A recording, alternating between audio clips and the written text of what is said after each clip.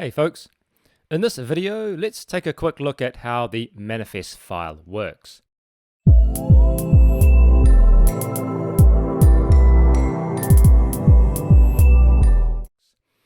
On the subquery homepage here, let's click on documentation and we'll jump into create a project, manifest file. Here you can see that the file, also known as project.yaml, can be seen as the entry point of your project, defining most of the details on how subquery will index and transform the chain data. In other words, this is like your configuration or your config file, providing information such as your repository, the location of your schema, information about your network, and also data sources.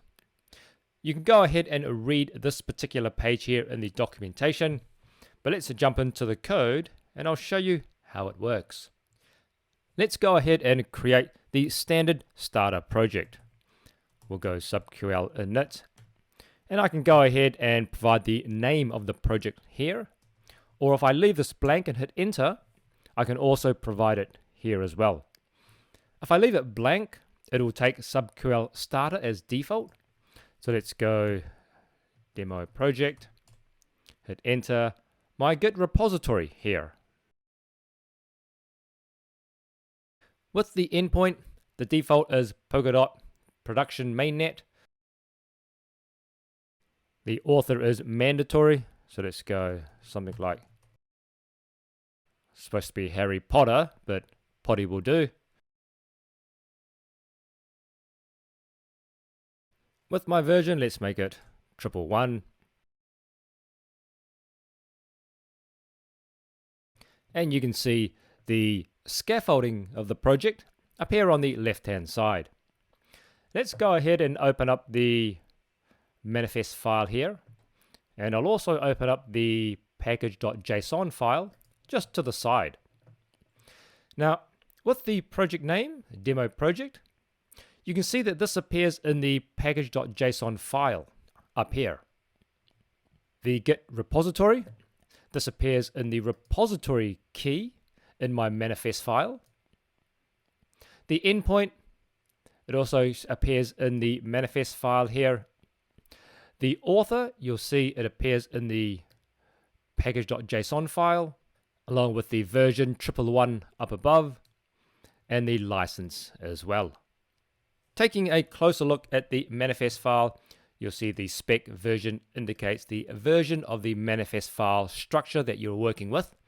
As the subquery dev team makes improvements, this number will increment. The schema key here points to the location of your schema.graphql file, so this file here on the left hand side. And the network, as we saw before, pointing to the Polkadot mainnet. The dictionary is a neat feature. If you don't want to include this, you can always exclude it by commenting it out. But it is highly recommended to use this. And if you're not sure what the dictionary does, you can always jump into the documentation here under tutorials and examples and click on how does a subquery dictionary work.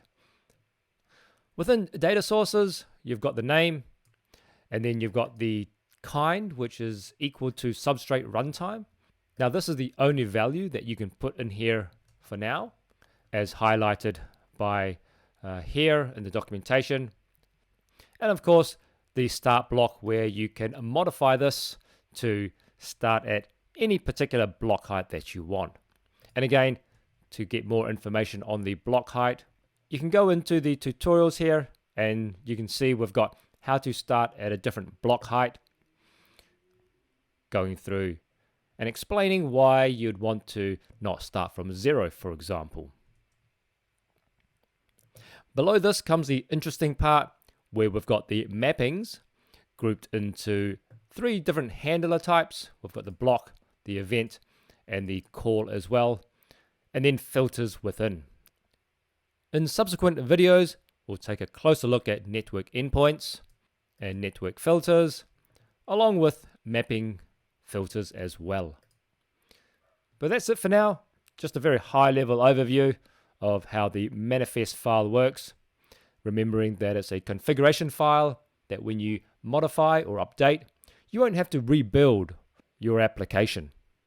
Thanks for watching as always. Catch you next time.